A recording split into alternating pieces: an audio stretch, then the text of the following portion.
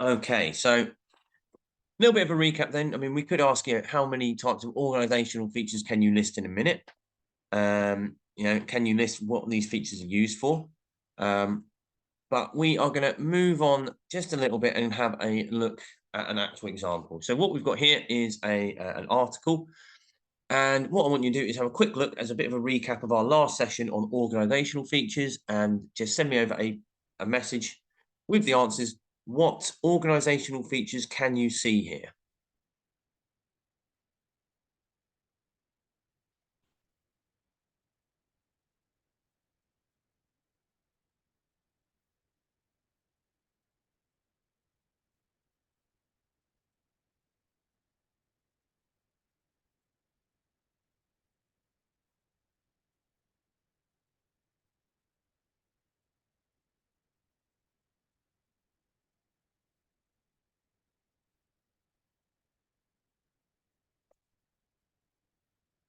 Great stuff, guys. So just remember, if you can switch the text so it's sending just to me as well, it just means I can give a bit more feedback if needed.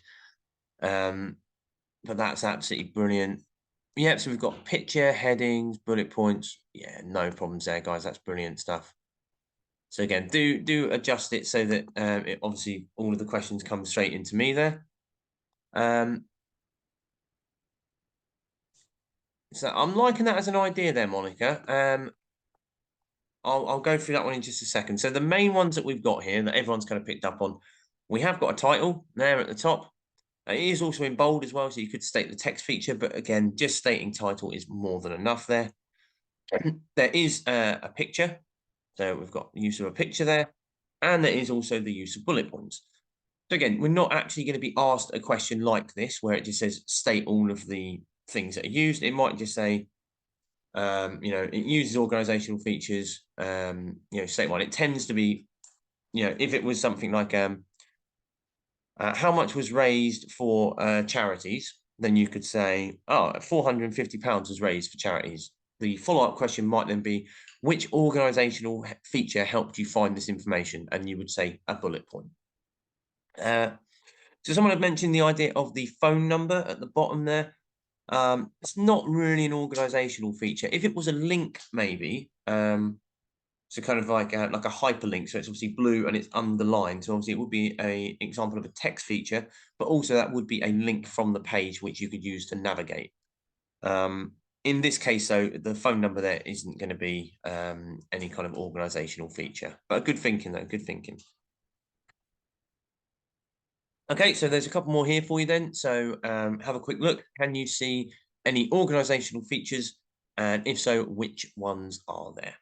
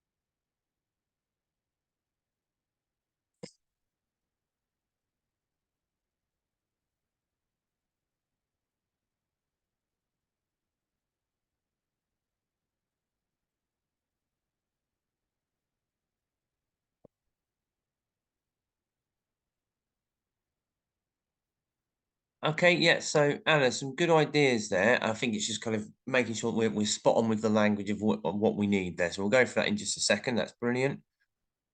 Monica, yeah, they'll be absolutely fine. That's really, really good stuff there. So in regards to this one, we have got navigation tabs, or you can just say tabs for these. They are just these bits at the top here.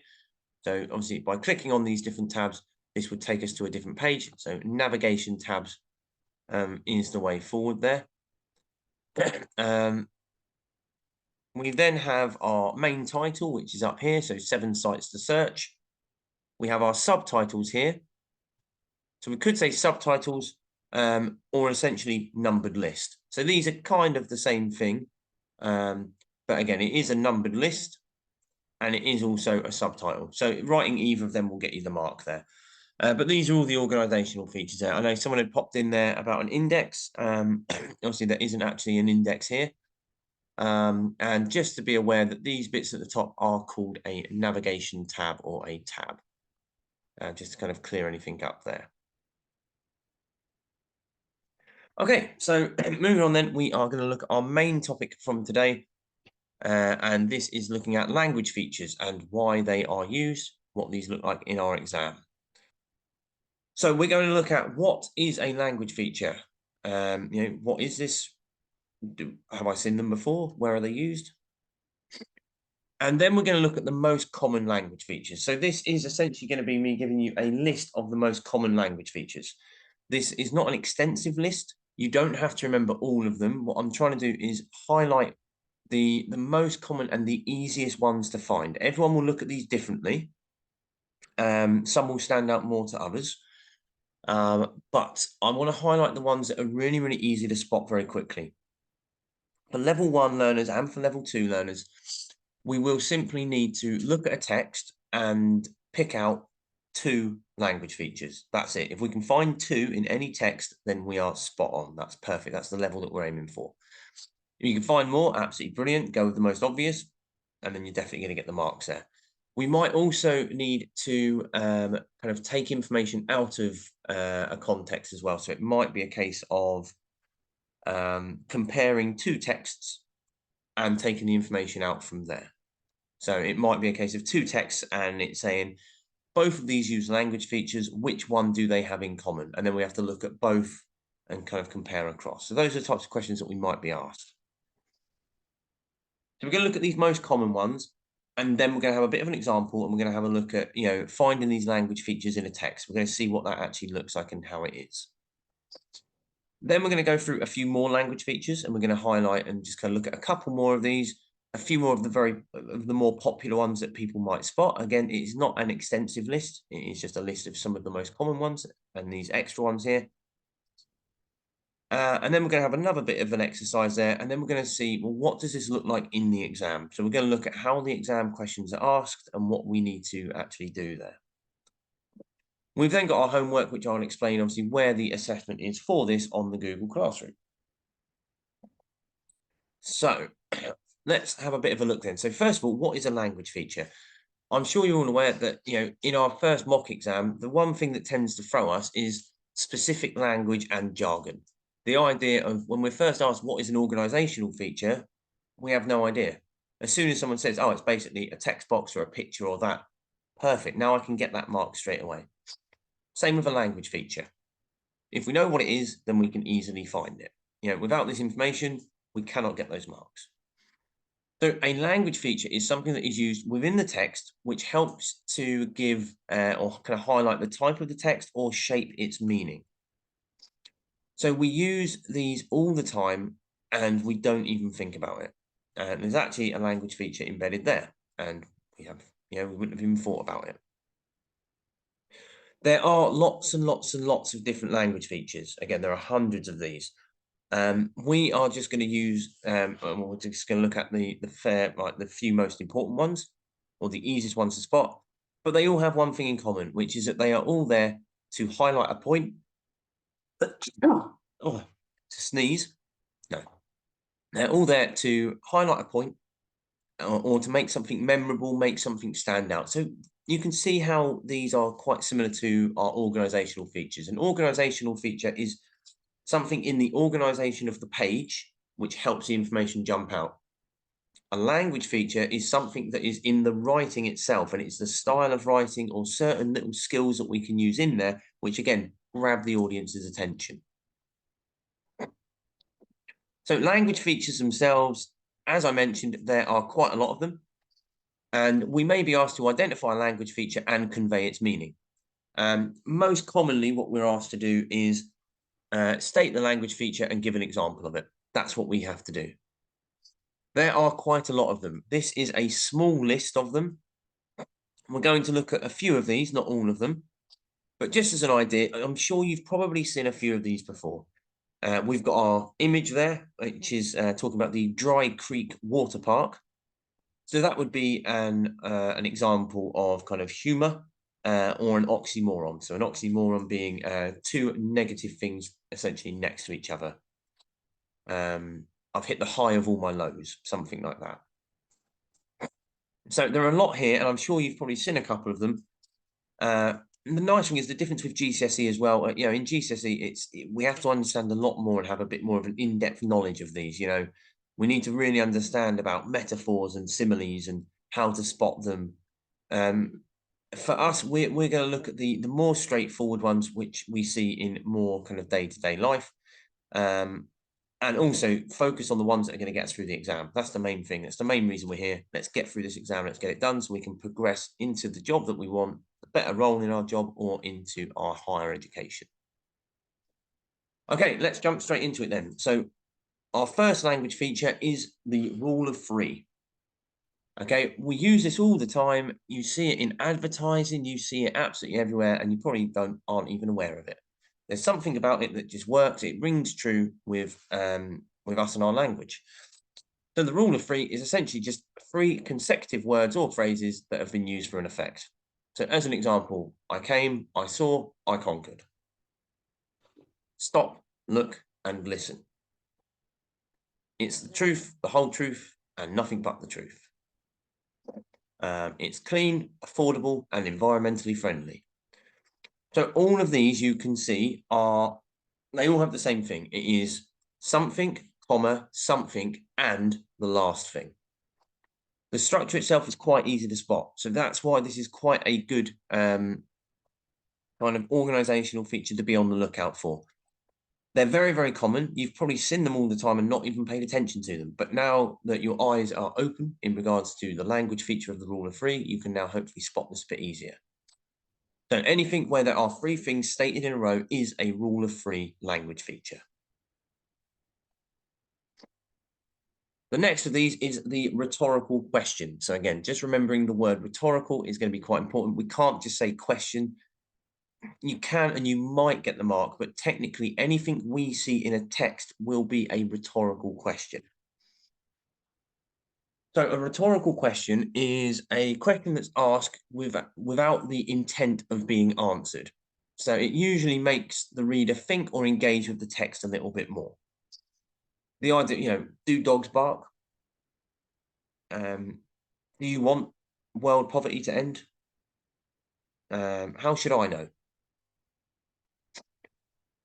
So all of these are examples of rhetorical questions, and anything in a text that we see in functional skills will be a rhetorical question. The reason being, it is a published it is a published piece of writing.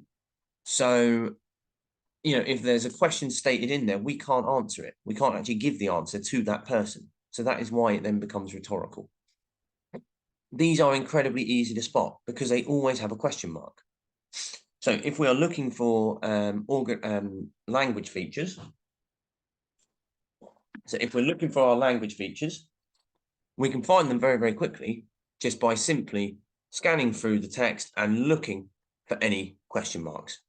If we see a question mark, then we know we've got a rhetorical question. Okay, so our next one then is our exclamation. So an exclamation or an exclamatory sentence is a statement that expresses a strong emotion. So it could be positive, could be negative, but it will end with the exclamation mark. And that tells us that it has a stronger kind of meaning to it. So you were meant to be back yesterday. Jeepers, you scared the life out of me.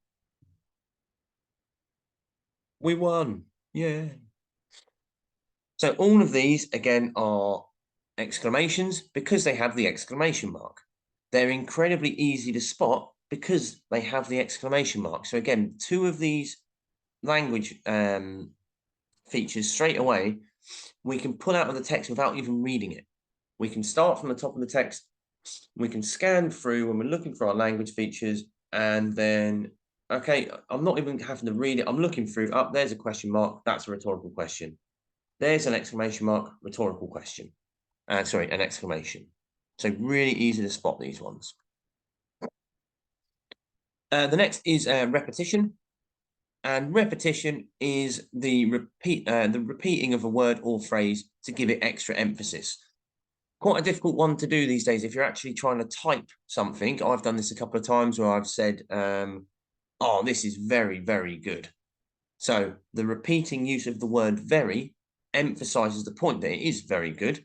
If you try and type that, though, you're on any kind of Word document or anything like that, it will see it as a repeated word and say that it's a grammatical error, whereas actually you're trying to put it in there for emphasis. Quite an interesting one. Again, essentially, it is the repeating idea that is used. So we can win this game, we can win this match, and we can win this tournament. So the repetition of the word win is function there. I can't eat, I can't sleep, I can't even breathe. Again, the repetition of can't in there. Recycle your glass, recycle plastic, and recycle cardboard. Again, all of this is, again, the repetition of the word recycle. This is important, very important. Now, what you might spot here as well is that with our language features, sometimes they fall into more than one category and they can be in different groups at the same time. The top three of these, although they are all repetition, they are all also rules of three. I can't eat, I can't sleep, I can't breathe.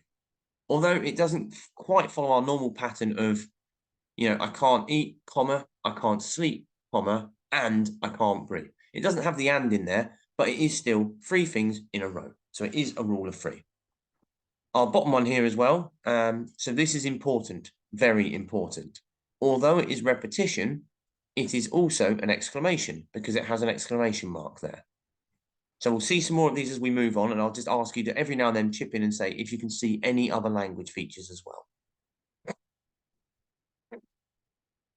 So the next one, which is quite easy to spot, is our strong or emotive language. Again, you can say strong language, you can say emotive language, or you can say strong/emotive language. Absolutely fine anyway.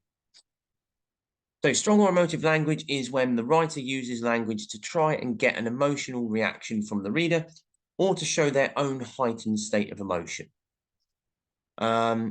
So something like this. So can you really abandon these poor kittens to a terrible fate? So it is the word terrible in there, the describing word terrible, that gives the extra emphasis here. If it just said, can you abandon kittens to a fate? It doesn't really have anything more to it. The use of the word like poor kittens makes you feel sad for them. Terrible makes it seem worse than it is. So you can see how this kind of works. It's all our descriptive words here, our adjectives. So the monstrous action devastated the life of an innocent woman. Again, if it was just the action affected the life of a woman, not too much in there, really. With the description of monstrous or devastated, these are the strong emotive language points. And again, finally, I was utterly disgusted by the film's content. So there, it's the build up there, it's the use of the word disgusted and the extra prompt on there, the utterly disgusted. So that's the use of kind of like a colloquial bit of language as well. So again, they are quite easy to spot. They're not as easy as some of the other ones, as simple as, is there a question mark? Is there an exclamation mark? But again, seeing these kind of strong bits of language can be a really, really useful one of these features to look out for. Out of interest, there are two other language features here. Can anyone tell me what the extra language feature is on our top question there? So can you really abandon these poor kittens to a terrible fate? What other language feature could this be as opposed to a strong or emotive language?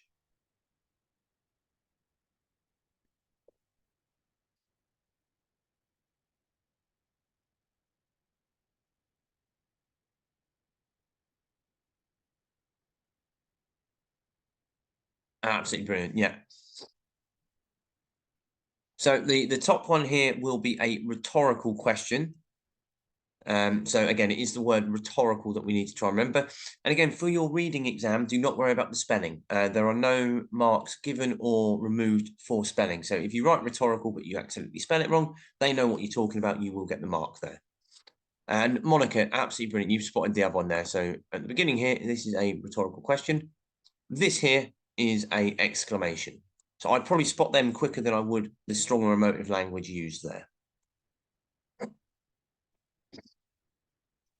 So our next one then is the idea of informal language or slang. This could also be called colloquial language.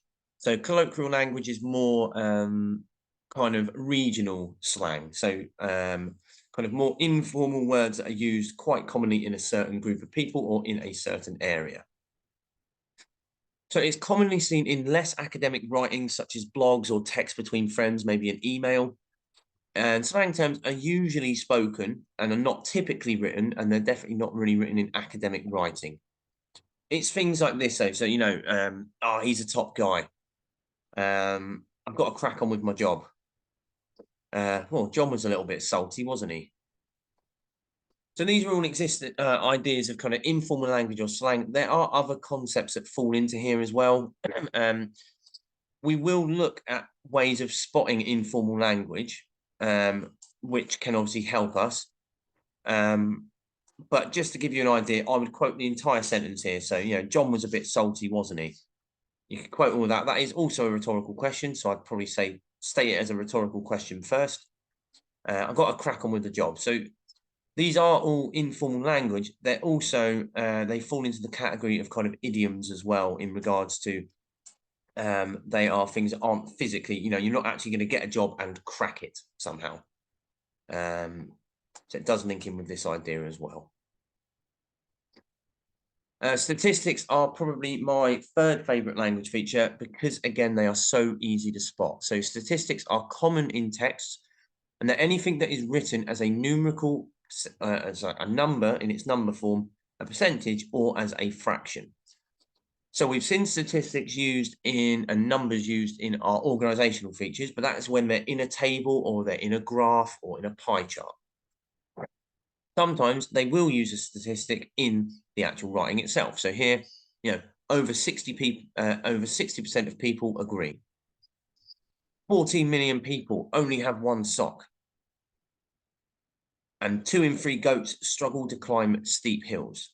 So again, hopefully you're getting a bit better at this and you can spot that the second bullet point there, 14 million people only have one sock, is also an exclamation. All of these involve a statistic, and the great thing about them is that these are also very easy to spot because they always contain a number. So again, it might actually be written as a fraction as well. And this one's written in more of a kind of like number, more of a language-based form. But any of these will be, you could say a percentage, but statistic is the best way forward. So just say statistic, and you'll get the mark there. So if we see a question mark, we've got a rhetorical question. If we see an exclamation mark, we have an exclamation. If we see a number, we have a statistic. We only need to ever find 2 of these, and there are 3 straight away that jump off the page at us. So hopefully these ones help a little bit there. Now, alliteration is another one. This is one that I don't tend to really spot very often. For some people, again, it does really jump out at them. So alliteration is where the first letter of a word is repeated across a number of consecutive words. So it could be something like this, like it's a simply sensational suit. We could also have our fabulous frozen fish or a lovely long limousine. They are quite easy to spot because they all start with the same letter. And what you'd also be able to do there is essentially they don't have to be 3 long. So obviously all of these are a rule of 3 as well. They don't have to be 3 things long. It could just be 2. You know, Peter's Pizza. I don't know. John's juggling. You know, anything like this where it's just 2 words in a row. That can also be alliteration. It doesn't have to. It's got to be obviously 2, and it could be longer than 2 or 3. It could be 4 or 5 things that are rhyming or have the same first letter in a row there. So direct address is again another one that's relatively easy to spot. So a direct address is where the second person, you, or the person or the person's name is used to speak directly to the reader. So as an idea, something like this. So, from the moment you step in the door, you can't help but relax. So it's directing it at you straight away. So you could call it direct address, directed at reader, something like that will also be fine. You don't have to obviously quote a lot of these word for word. But again, so from the moment you step through the door, you can't help but relax. You've got to see it to believe it. You're going to love our new menu. So all of it is directed at you as the reader. So again, another language feature here, another one that stands out quite well there. To go with this is direct speech. And this is, again, quite an easy one to spot. Direct speech is a quotation of what someone says using speech marks. And so it's an amazing invention, said the entrepreneur. The company claimed to offer the fastest service in town. You can tell the writer is doubtful as he says, if you can believe what they say. So again, all of these, it's another thing where there is a certain structure to the writing, which makes it stand out. So direct speech, if we see speech marks, then we have direct speech. So what we can do there is, again, add this to our list. We've now got 4 things that stand out immediately. So we've got a question mark is a rhetorical question. Exclamation mark is an exclamation. Our direct speech will have speech marks, and any numbers or percentages used will be a statistic. So these ones jump out straight away at us there. This one's a little bit harder to kind of spot because it goes on for quite a while. But the idea of if anything is written in the first person, so that means if it's written from someone's own point of view, then that is also a language feature. It is just, it will be embedded over the whole thing. So say someone was, someone who'd written up like the manuscript of my talk. If I'd done a speech to people about why only one or so many people only have one sock, I would refer to it in the first person. I believe that this is because of this, in my own opinion. So anything where I is used, you can highlight and just say first person, or use of the first person. I was a little upset, to be honest. I gave them the money as they really needed it. I thought this would be a good idea. I was wrong. Again, exclamation there on the last one. It can sometimes be harder to spot, like I mentioned, because it's more kind of, it's a constant flow throughout the entire piece. It's not just one thing that jumps out at us, but at least now we know if we see I appear there at all, then that's going to probably highlight that someone is writing in the first person.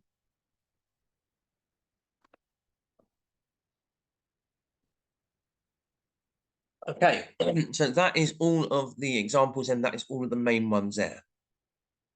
So let's have a look at some text and see how many language features we can spot. I'm not expecting people to spot hundreds of them because, again, we have just very quickly gone over the list of them. But let's have a little bit of a look and see how we're doing. So what we've got here then is a piece of writing. So this is taken from an older exam. What I want you to do is take your time, have a read over this. And when you can see some language features, let me know or send them over, just direct the message to me. And I can then explain if that language feature is there, if I've seen it as well, and then I'll highlight some of the most common ones. One thing that I will recommend is when you are in your exam and you're going through this, like with these language features, and you're looking for exams, when you read text A, have your highlighter. When you go through it, anytime you see a language feature, highlight it. Because then if you're asked this question to look at language features, you can immediately just flip back, oh, there's one. So again, have a bit of a read and let me know any language features that you can spot.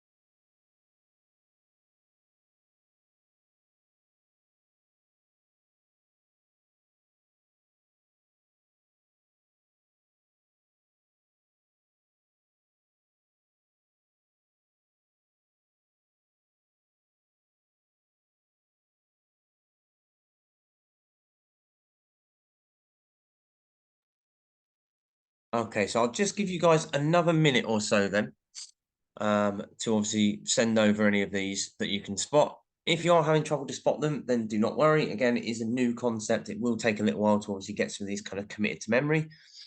But yeah, I'll just give you another minute or so. Any of the ones that you can spot there, let me know, get them sent over. And again, I'll nip through these in just a second. Okay, it is always easier as well if you are kind of doing the exam on paper. It is always a lot easier when you've got this in front of you and you can just kind of highlight certain bits, or you can kind of tick things off as well. It tends to make it stand out a bit more for you there.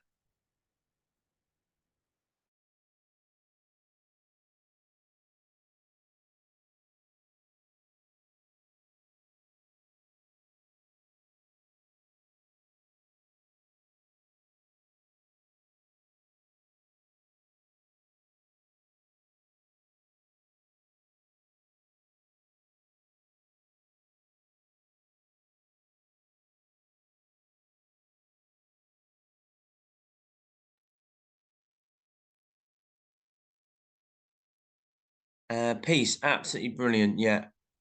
So I would say, obviously, do try and send the answer just over to me if that's okay. So if you change on the chat, you can adapt it so it just says send to certain people. Yeah,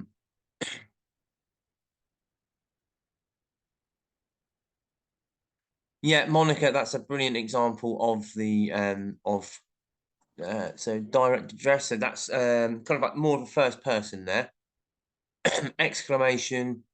So again, Anna, I'd steer clear. So complex sentence in itself isn't really, it's too broad to use as a language feature. But there is definitely an exclamation in there. That's brilliant. Again, piece, yeah, so there is exclamation, first person. Repetition, I haven't really seen. And again, I've got a couple of the main answers for this, but there will be hundreds of these as well. Anna, that's a really good question. So this PowerPoint, it is on the Google Classroom for you already, along with all of the other PowerPoints. So I'll show you where they are after. So that's why we moved through them quite quickly, because they are there for you to obviously make some additional notes at a later point.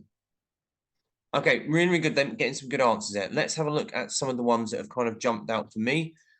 So use of first person, which I think everyone picked up on there. I viewed the estate agent, too expensive, and the bungalow I viewed with the estate agent was gloomy and damp. So again, gloomy could be a bit of emotive language in there. So the next one that we've got then is an exclamation. We can see that there. So straight away, if I just have a quick skim over this, I can see straight away, got an exclamation mark, which means there is an exclamation. If I have another quick look, I'm just looking, are there any numbers in there? Are there any question marks? Are there any speech marks? If I can find them straight away, and again, you're only going to need 2 of these, and I think everyone has suggested at least 3 to 4.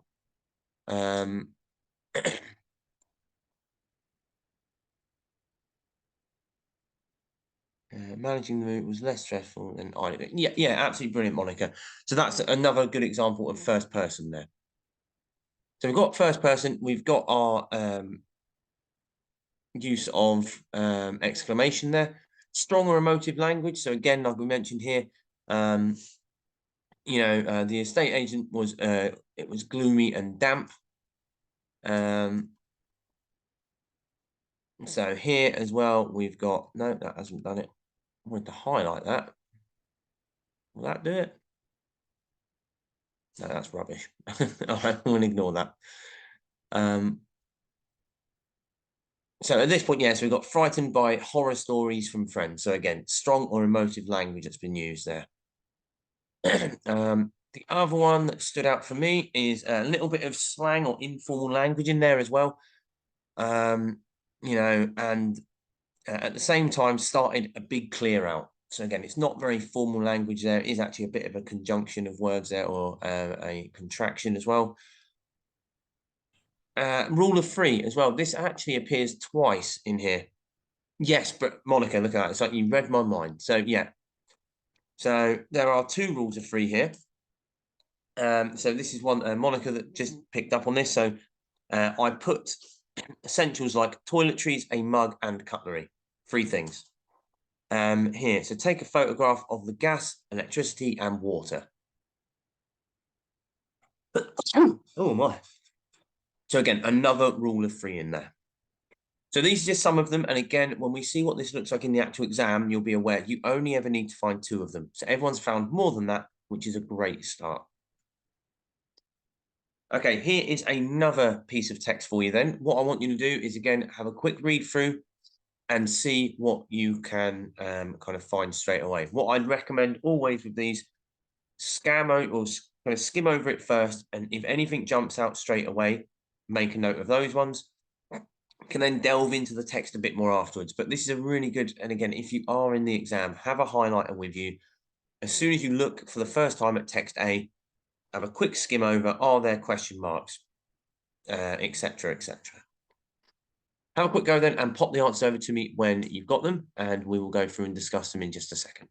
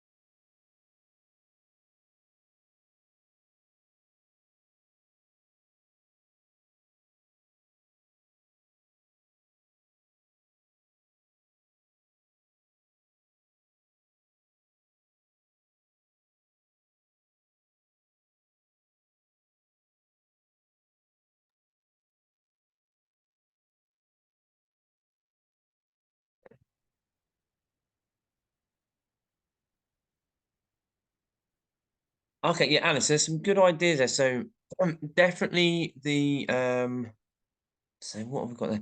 So some of it is more an idea of kind of stating more of how to explain. So whether or not the piece is informative or not isn't really what we're looking for here. So obviously, with it being a language feature, we're looking for the things that actually stand out. So you've mentioned about there being a question in there, which is absolutely spot on. So that would be one of them. Healthy child is a happy child. That is a language feature. We haven't looked at which one that is yet, but that would actually be an idea of a healthy child is a happy child. Would be probably like a cliche. It's a saying that's used quite a lot. Healthy child, happy child could always also be repetition of the word child, so as an idea there for you. You've mentioned about numbers as well, so that would be good. And obviously you should be looking for the word statistic, will probably be the most useful there.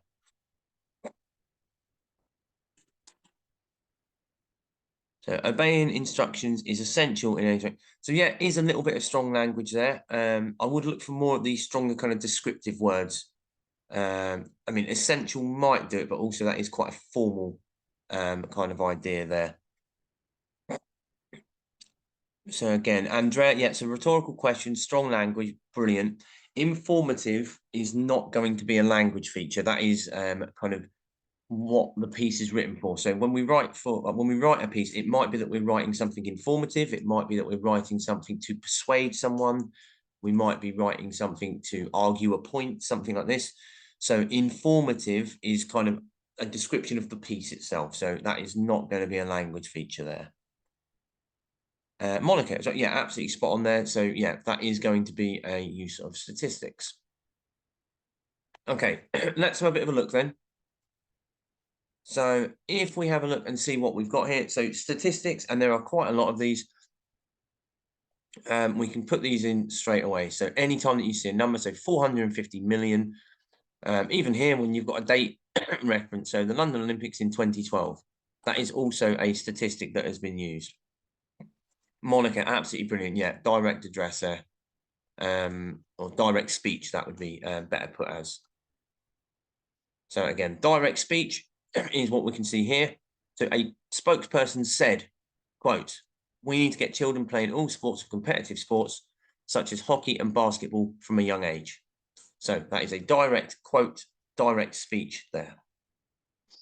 Rhetorical question has been seen. So what was the thinking behind this? Obviously, they're not expecting you to answer that. And anytime we see a question mark, we know that this is a rhetorical question. So straight away, glancing at this, we should be able to just immediately say, well, there are statistics because there are numbers, and there's a question mark, which means there's a rhetorical question. Those are the two we need. Let's save ourselves some time and go with them. Other ideas then, you might have your kind of slang or informal language. You know, playing team sports teaches children that life's not always perfect. You know, it's a bit more of a slangy kind of sentence there. And again, someone did mention about the a healthy child is a happy child. So a healthy child is a happy child. That would be an example of probably best to put that down as repetition, or potentially alliteration of the child, but mainly, yeah, repetition would be the best one there. Okay, so let's have a look at a few more of these then, and then we'll have another look at another example or two in just a moment. So we might also see slogans being used. So these are a short, striking, or memorable phrase that is used in advertising. So KFC, for instance, you know, finger licking good. McDonald's have "I'm loving it," and Burger King actually do have a slogan which is "Have it your way." Not as common or popular as the other two, but again, so the slogan normally goes with like an image as well, and it's kind of linked in, yeah, with the actual logo as well of the company. Okay, so we also have idioms. So an idiom is a common word or phrase with a kind of a figurative, non-literal meaning. If you had the words on their own, they would suggest something completely different. So it's a very strange thing that we have in the English language. But yeah, we have these idioms, which, again, it's where a lot of people who speak English as a second language can find it a bit confusing, because we have these colloquial idioms which can cause a bit of confusion. So as some examples, you know, break a leg. You know, when people are saying, you know, go out and give it your best, they will commonly say, you know, "I'll break a leg."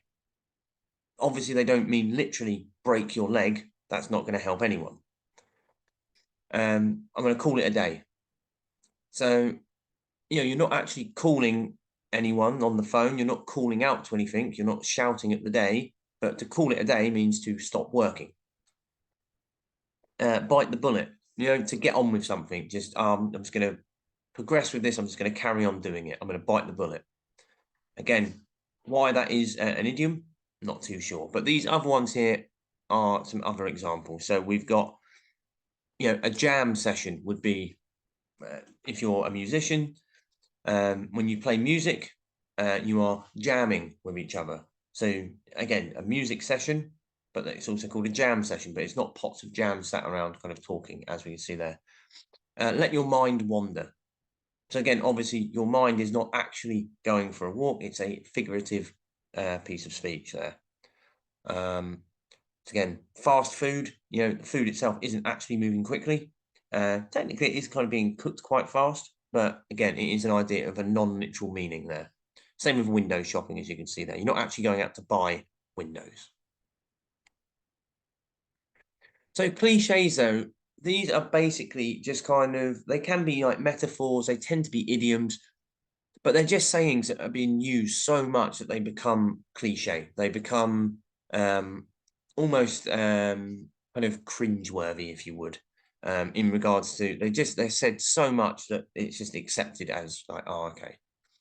So over the moon, for instance, again, it is an idiom. You're not actually going over the moon, but it is a common expression now for someone being excessively happy. Frightened to death. Okay, you haven't actually died or nearly died from being scared, but again, it is a very, very common phrase. If it's very, very common and it still makes little literal sense on its own, then it is a cliche. Things like this as well, like every cloud has a silver lining. It is a metaphor. It's a direct linking of two words here, or of two things, but also it would be a cliche because it's said so commonly and frequently. So many of these are hyperboles or idioms, but are just repeated so much that they become what is called cliche. So you can see with these extra ones are good, they are useful, but also they're not really seen as common and they don't jump out as much to us. For some people they will, for others they won't. Commands is one that can be spotted quite easily. So sentences that use the kind of the operation like to give a direction, they tend to begin with a verb. So, get out. That is saying to someone to do something. You are commanding someone to do something. So get out. You are saying leave. Give me your phone number. So again, you are asking someone to do something. You are commanding them to do something. Reverse the car onto the drive. Again, it's asking someone to do something. So commands as well tend to start with a verb there, and this is generally what they mean. So put the shirt in the washing machine. Again, it's telling you what to do there. So exaggeration or hyperbole. So this is when a writer overemphasizes something. So they just kind of really big it up, so to say. You can write exaggeration or you can write hyperbole. Absolutely fine either way. You don't have to necessarily remember the word hyperbole. So I'm so hungry, I could eat a horse.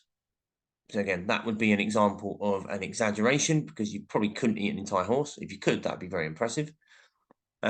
It's also, again, if we were to look at that, an example of first person as well.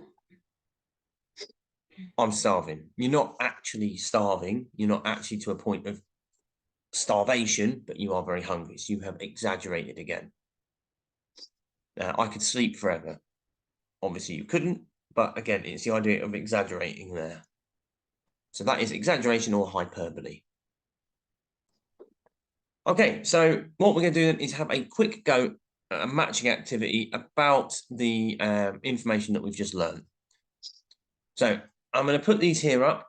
What we've got then is at the bottom, I've got 4 of the different words. So we've got 4 different words here. We've then got their meaning in the middle, and at the top, we've got an example.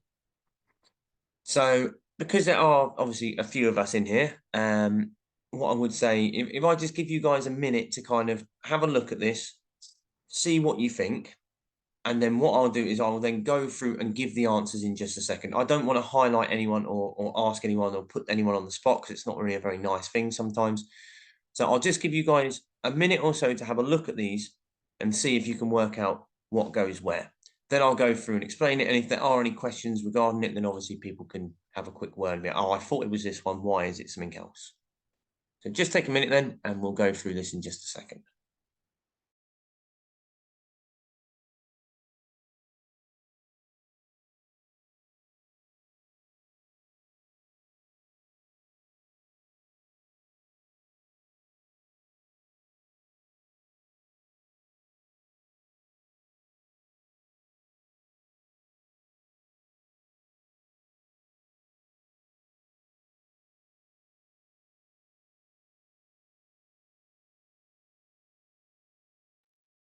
That's absolutely brilliant. I didn't know that other people could actually draw on the screen, so that's really good. So who is that that's drawing out of interest?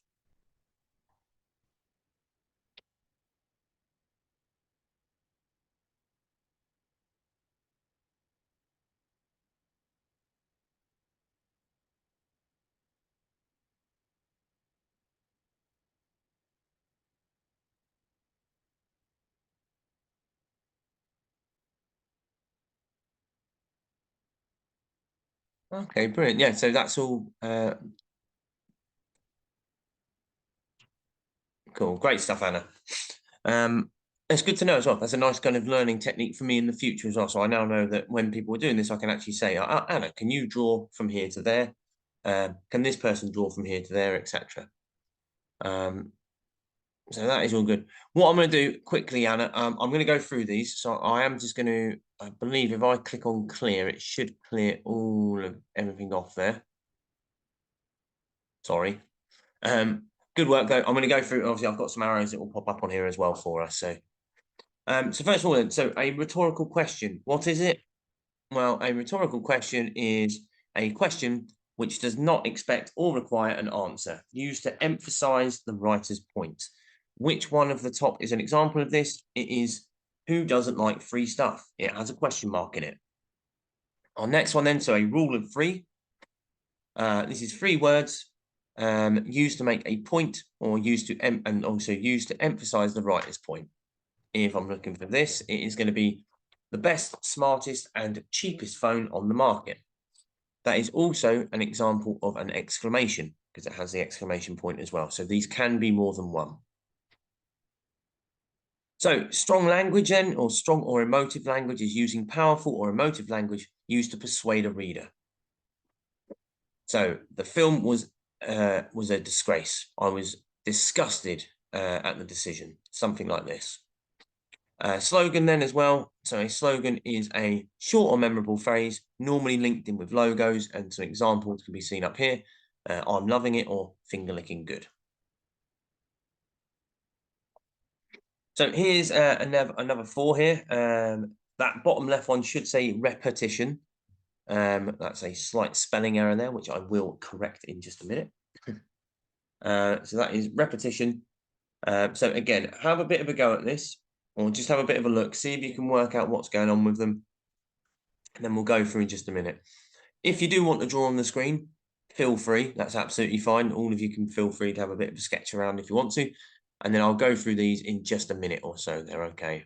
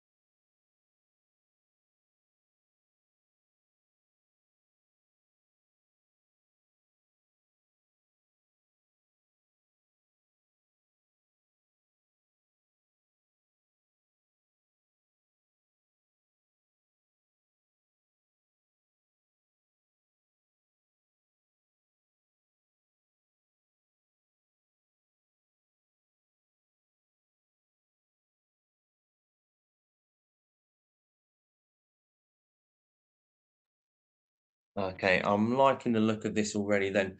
So I'm not too sure who the pink writing is, but I'll go through and see how we're doing there. So yep, the informal language, you're completely spot on. That will go across there. And yeah, you've obviously got the explanation of informal language as well. Statistics, factual numerical data, that is also on there, so that's brilliant.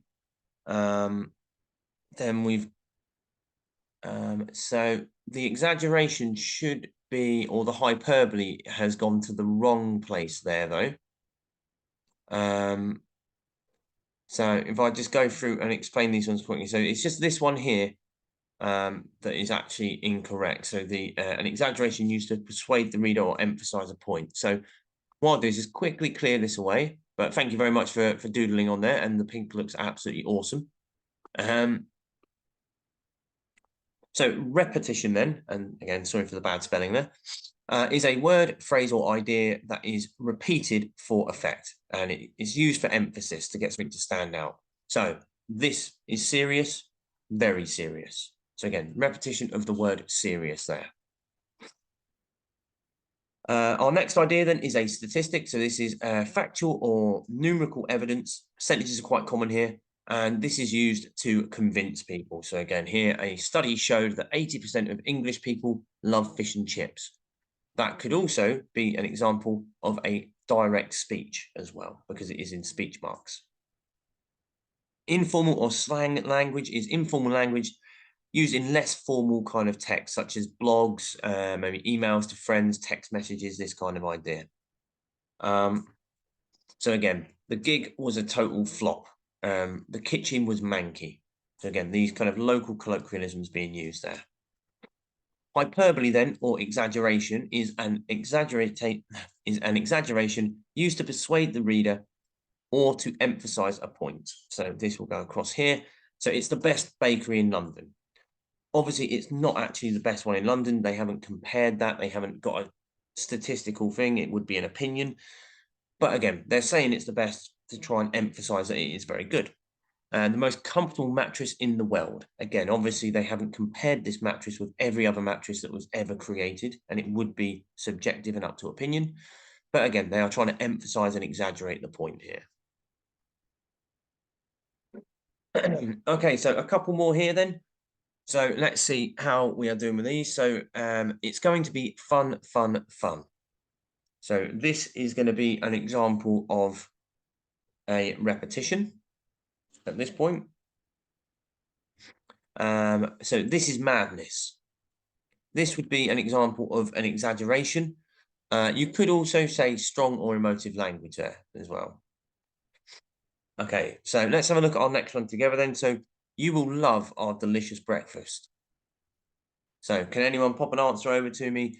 What do we think this is an example of? So you will love our delicious breakfast. Any ideas?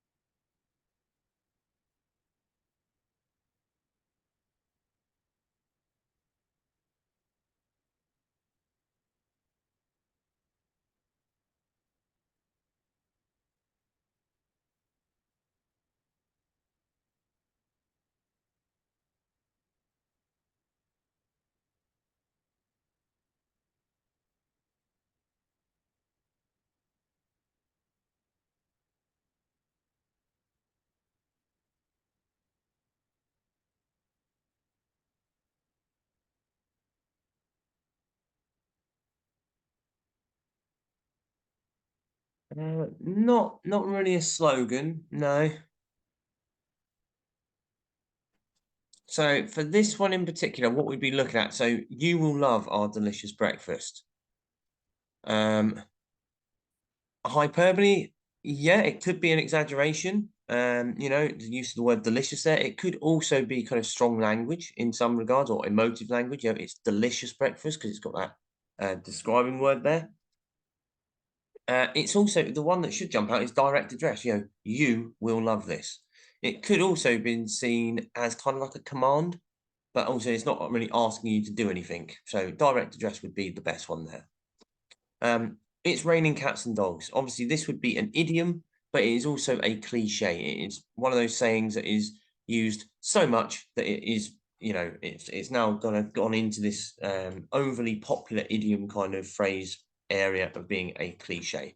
But yeah, Monica, absolutely right there. It would be an idiom as well. It is an idiom, but it's been used so much it is now cliche. So the victims were subjected to a cowardly assault. So this is going to be an example of our emotive language here. So strong or emotive language here. Yeah, Monica, absolutely brilliant. Okay, so a very quick one here then. So you just put your answer, A, B, C, or D, whatever one it might be for you. So what is a language feature?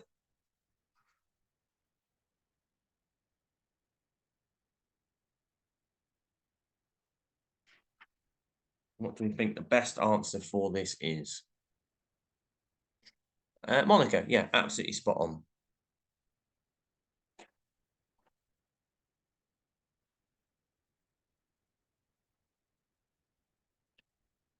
Anyone else happy to say what this one might be? So what is the best description here of a language feature?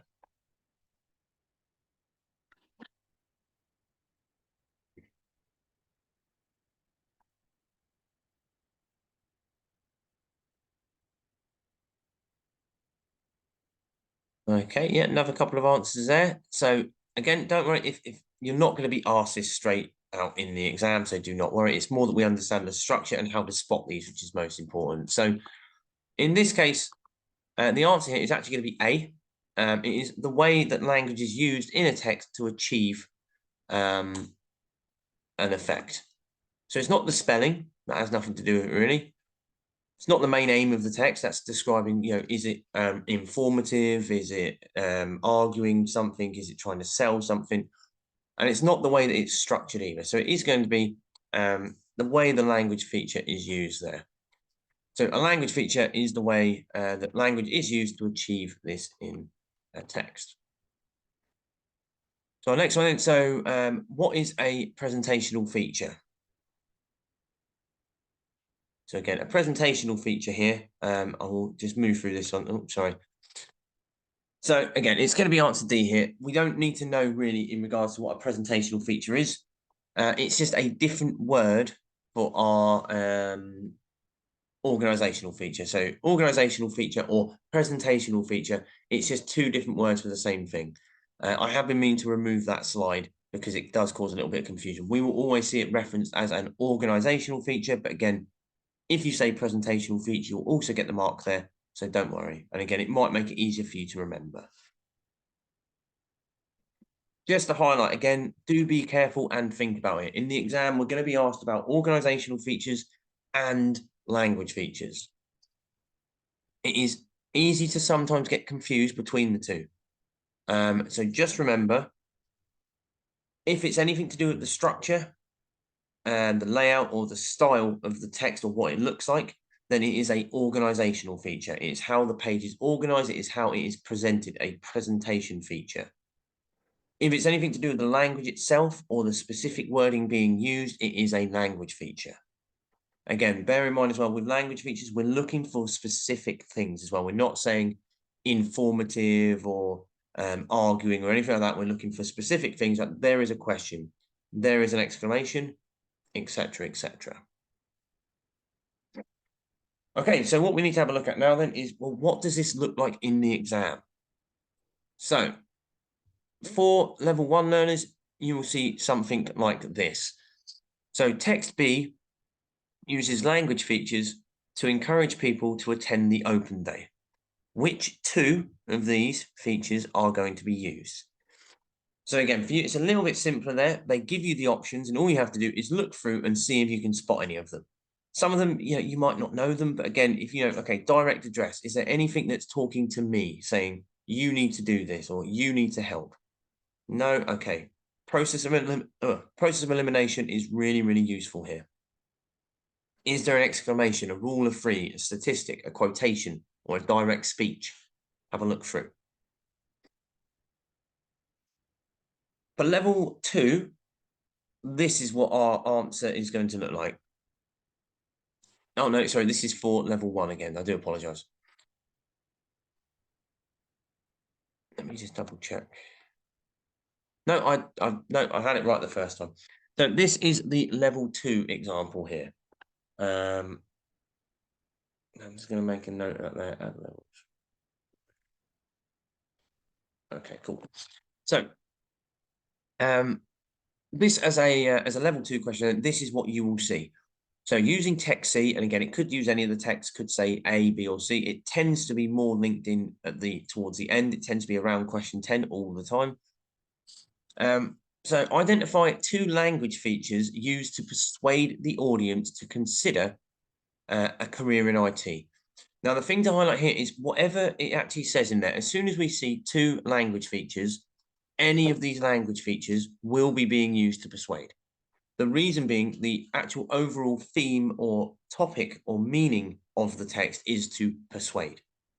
So we're not looking for things that specifically persuade because the whole text itself will do that. They could have worded it differently in different formats. It could say, identify 2 language features that are used to inform the audience to do whatever it might be about.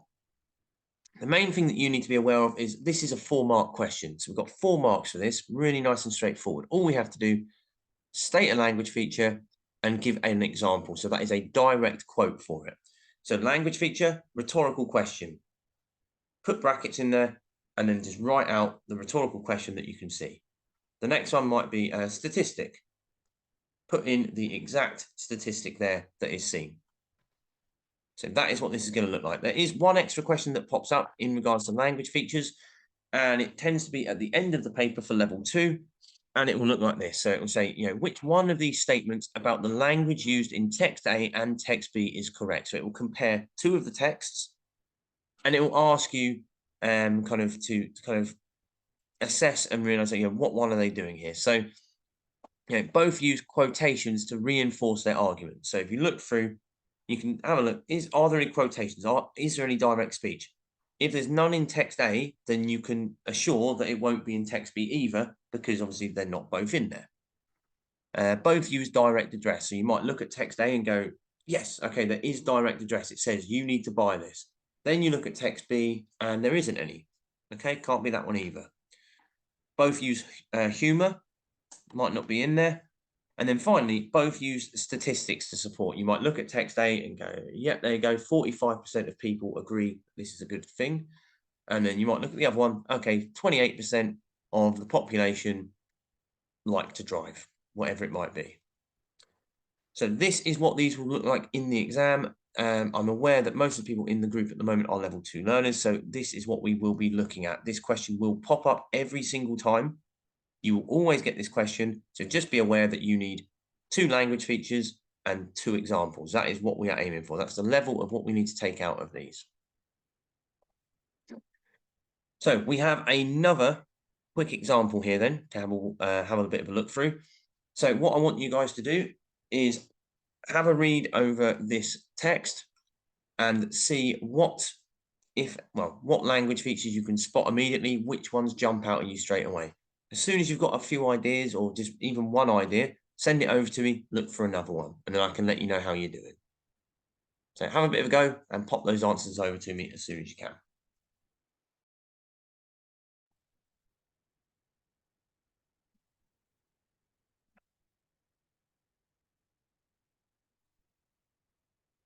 Monica, I don't think that would be a hyperbole or an exaggeration.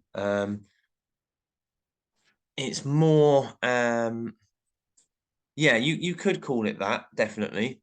Although that does raise a really good point, though. I would say to avoid using the title for anything. If we think about it, the title itself, although there is a language feature in there, like you've said, there is the exclamation.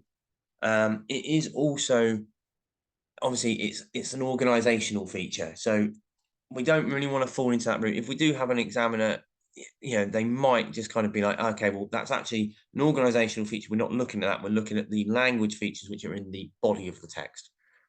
But again, it would be an exclamation. You are quite right there. But I'd say avoid that in the actual exam to play it safe.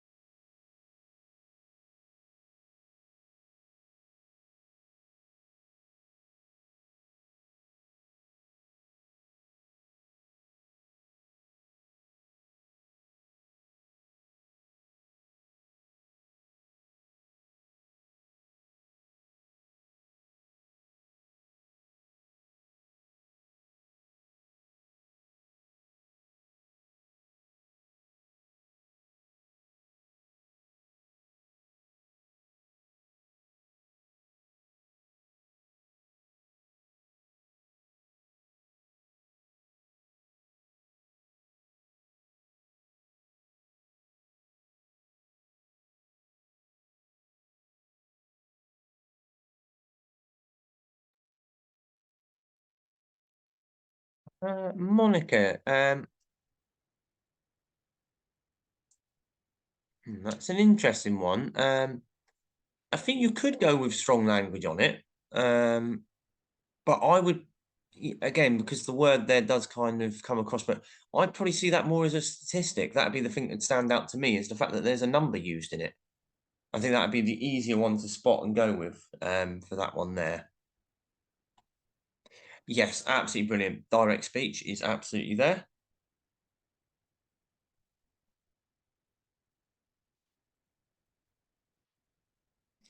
Yeah, this is going with the one that stands out a bit more, really. It makes it a bit easier. Again, there are lots of these, but if we know these ones that are really, really blatantly obvious, let's go with them first. So I'm going to go through a few of these now. Let's have a bit of a look and see how we're doing. So if you've got any of these, absolutely brilliant. Just be aware you only need to spot 2 of them. So first of all, there is a bit of slang or informal language. So Paul Coleman, whose bank account was in the red. Yeah, so it's in the red, implying that, again, slang or informal language. You could also put that down as an idiom, essentially, because his bank wasn't actually in something red. So you could put it down as an idiom, slang, or informal language there. There is an exclamation because he was barely able to afford petrol for his car, exclamation mark. So again, if I'm looking at this, I'm going to scan through straight away. There's an exclamation mark. There is direct speech as well. Paul said, I have found a piece of lead. Thought it was a bit of junk, but when I looked at it, it was one shiny coin. So again, it is direct speech there. Statistics are used, and there are quite a few of them in here. So 5,251 coins were in a lead box buried 2 feet underground. Again, 200 will fetch about £250 each. 1.3 million. 5,000 Anglo-Saxon silver coins. So there are a lot of different statistics in there, even stating, Battle of Hastings in 1066. That is, again, a use of a statistic. So looking at these, then, what I'd recommend is when you are looking at them, look over it very, very easily, first of all. Don't even read the text, just look for those things that stand out. Is there an exclamation mark? Is there a question mark? Are there numbers? Are there speech bubbles, or are there speech quotations? Okay, so we've got one more of these to have a look at then. So have a bit of a read through here and see what language features stand out to you.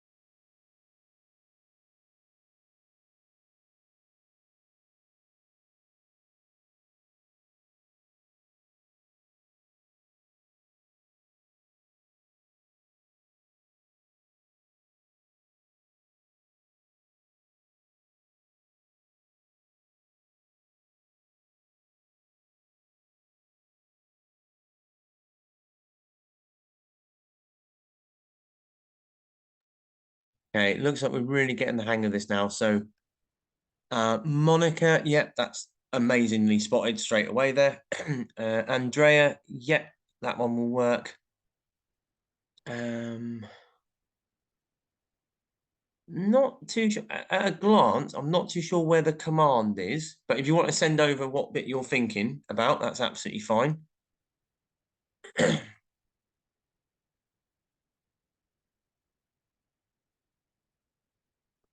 Anna, no worries, that's absolutely fine. Yes, Monica, that's absolutely spot on as well there. That will be a good one. So let's have a little bit of a look here then. So we've got a few, and again, we're only looking for two. That's all we're looking for. Straight away, we've got one at the beginning, which is great. So are you trying to save money? Question mark. So that means it will be a rhetorical question. We've got that straight away. There is also specific terminology here as well, or like jargon. So if we see anything kind of like shortened down like this, so like Wi-Fi, or if there's ever like an acronym that's used, then we can say specific terminology. We haven't looked at that in particular, but that is something that we could put as a language feature. Statistic down here, so need in this country, and up to 20% of it is wasted. So again, the percentage there stands out. So straight away, even just at a glance here, we can see question mark at the top, percentage at the bottom. I've got my 2 points and I've got my 2 quotes. Very, very quick way to get those 4 marks there. There is also direct address. So if you plan what to cook and only buy what you need, then you can save a lot of money. So it's all talking about you. Someone had mentioned, again, there is actually, I've just spotted there is another rhetorical question here. Or just take your bike out for a ride instead, question mark. Someone had mentioned about a command being in there. I'm just trying to spot where it might be. If you're more than happy to, feel free to just kind of message me what bit you were thinking about, or just kind of say what bit you were thinking about if you want to. If not, I'll have a quick look and see if I can find. So as an idea, the plastic carrier bags here, so where it says, buy a canvas bag for life and take it when you go out to avoid spending unnecessary money, that would actually be a command as well. So yeah, that's a really good one there.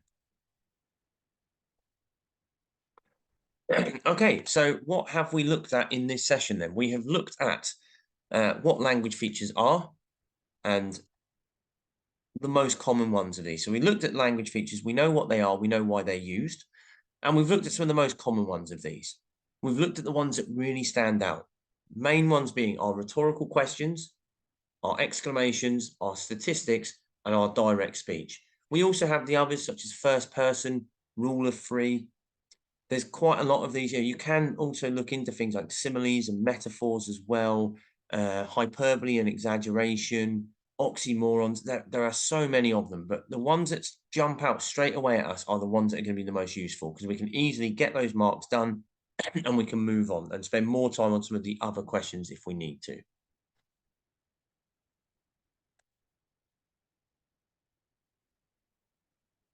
So we've then had a look then at our finding language features in a text. So we've looked into this, and this has been absolutely fine as well. We've had a look at a lot of examples, so you are aware of what it will look like in the actual exam, and we've looked at the exam question as well, which has been incredibly useful, because we now know when we look in the actual exam, we know what the format is that we're looking for the question, and we've seen all of the examples that we've looked at have been from past exam papers as well. We then had a bit of a look at some extra ones of these as well. So we looked at our commands, use of first person, things like this as well. Some of the ones that are a little bit harder to spot, but also are very useful, and are language features. So we just need to have a look at the homework then. So essentially, if you are reviewing this recording, then now is the time that you want to go down, have a look at the assessment for this unit and complete that before moving on to the next unit. And hopefully this video has been helpful for you. So I'm going to stop recording there.